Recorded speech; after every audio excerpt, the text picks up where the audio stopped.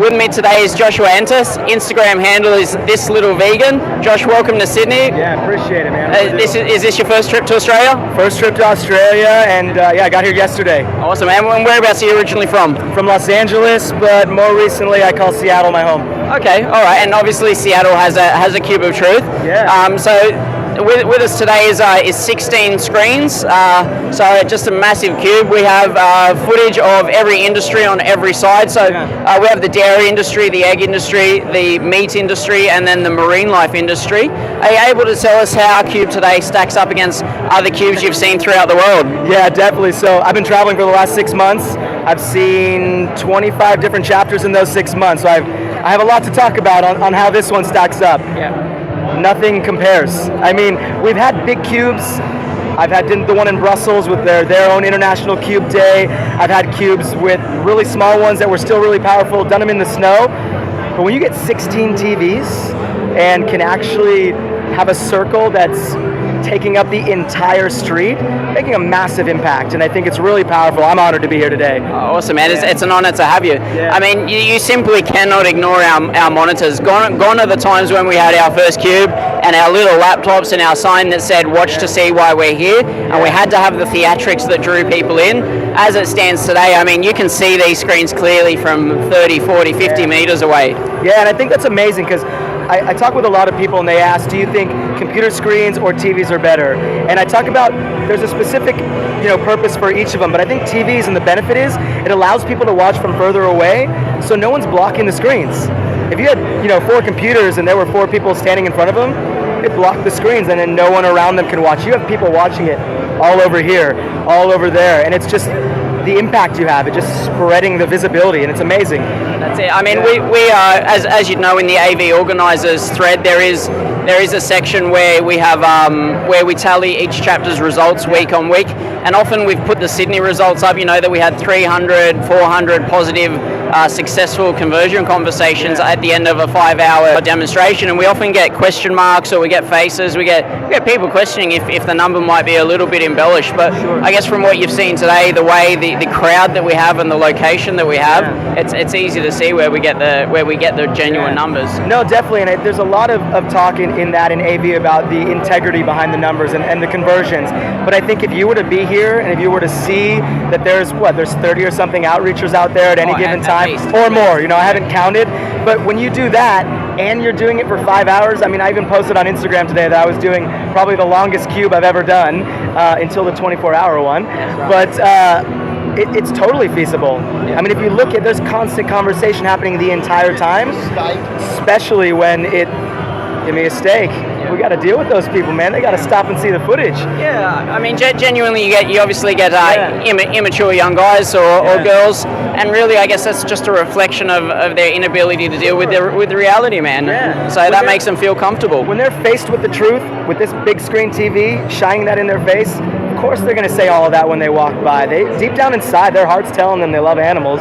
He probably has a dog at home. Oh, I'm sure he does. Yeah. I'm sure it does. And the truth of the matter is, if it was natural and normal, and what we were doing wasn't getting to him at some level, he'd ignore us. Sure, I agree completely on that. We got to be out here, and we're going to deal with that. A lot of people ask me, how do you deal with those people that walk by and say bacon, though? I think if you have people walking by and saying that, you're doing the right thing. Absolutely. It means you're promoting a message, you're standing up for what you believe in, and you're raising awareness on a mass scale, and you're doing so in public, where we need to be raising awareness. So I think it's important if that happens. Awesome. And how have the Australians thus far you've been outreaching, how have they handled your accents, and have they been receptive to you nonetheless? Yeah, and it's surprising. I haven't had anyone ask me where I'm from yet. In all the other countries, but I don't know, I feel like I have a pretty American accent, but maybe people just haven't said anything to me, but it's been going really well, and I love Australians. I've loved them ever since I met my first Australian when I was 17, so it's great to be here, and I'm excited to continue on. Excellent. And have found that Australians have any particular objections after having cubed in so many different places? Do you find the objections that you get, or the I guess that little bit of pushback, are they different from Australians to anywhere else? Yeah, definitely. And what I think, and I might say this wrong because I haven't done a lot of research in Australia, but you have the RSPCA. That's correct. Is that a standard of farming So the Royal Society for the Protection of Cruelty to Animals are a non-government body who regulate industry and set standards as to the welfare, treatment and use of animals. Okay. They have a tagline that they are for all creatures great and small. However, they're primarily for cats and dogs and make a profit off the flesh and the body parts of other animals. Okay. So they're definitely a hypocritical organisation, and they don't have their tagline truly in their hearts. If they were for all creatures great and small, they could never stand a profit off a piece of that animal's flesh. No, and I appreciate that information because it's something I wanted to know more about. But to answer the question, I feel the biggest objection I've got from dealing with the Australians is the humane, or is there a more ethical way? They've mentioned the RSPCA a bunch. Yeah. People want to believe that their own organization that's setting this standard, this guideline, is okay and it justifies them contributing to these industries. So that's been the biggest one that I've got, more so than other countries, because I haven't been to another country that has that sort of guideline. Maybe the UK has something like that, but so the UK has the SPCA. Okay. The interesting thing is all of the footage here is Australian. Yeah. All of it is what is considered RSPCA approved methods of farming. So what you see on the screens aren't instances where the law has failed to protect the animals. This is what the law permisses. This is what the RSPCA permisses. This is bobby calves in the dairy industry. So, this is something that you can't welfare out. There is no way to get milk without this. The maceration of the male chicklets in the egg industry, again, something the RSPCA approves. You've got the pigs who die in the gas chamber. That's the RSPCA's most humane method of slaughtering pigs. So the RSPCA have a lot to answer for in my books. But remind people when they're watching that after we've had 30 years of animal law reform in Australia, so we do, in a sense, lead the world in the welfare standards that we have for animals. But while the end goal is always still to kill them, obviously we're not doing right by them. So, but when you're having that conversation with people, just be sure to let them know this is what the RSPCA says is okay. And that's the other thing too, like once people can, understand that this is RSPCA approved, but when you talk to them, and what has worked for me, especially being in Australia, is it doesn't matter how the animal's treated. They prefer life over death. Right. And when you can connect with someone on that, then their objection of RSPCA or humane or ethical kind of drops. Yeah. And at least that's what I've experienced. I mean, you're going to get the people that are giving you those hard objections that might never agree with what you're saying, but the majority of the people, they connect with their heart when you ask them, do you believe an animal values life over death, or do you believe animals are here with us or for us? And when they answer those two questions in favor of the animals preferring life and being here with us, they answered them themselves. Okay, perfect. Great response. What do you have to say to anybody who's not yet vegan?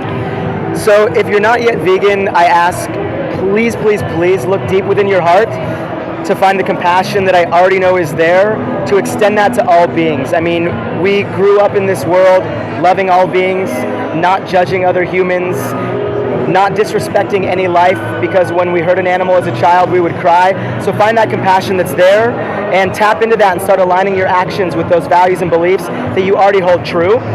So that's to you non-vegans out there. It's easy. Go vegan already. What do you have to say to people who are vegan but not yet an activist? Yeah, I think it's so important to be activists these days and to be standing up for what you believe in, because if you're vegan and you're just sitting idly by, not doing anything, it might be great for you. Yeah, you might be saving some animals with your own choices, but in order to get to our end goal of total animal liberation, we need to actively participate in this evolutionary process, in creating change, and the only way to do that is to be an active voice.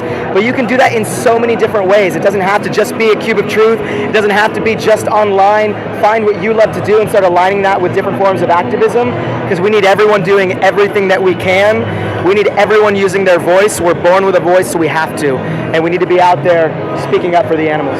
Absolutely. And I guess final point is, what do you have to say to those who are vegan and those who are activists?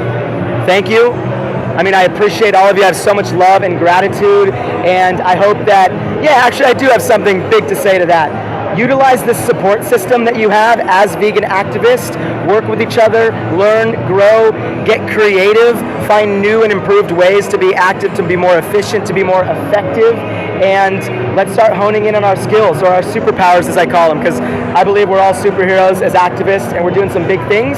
So just utilize the support system, be there for each other and help others when we're down, be there for when we're up, and keep on doing what you're doing.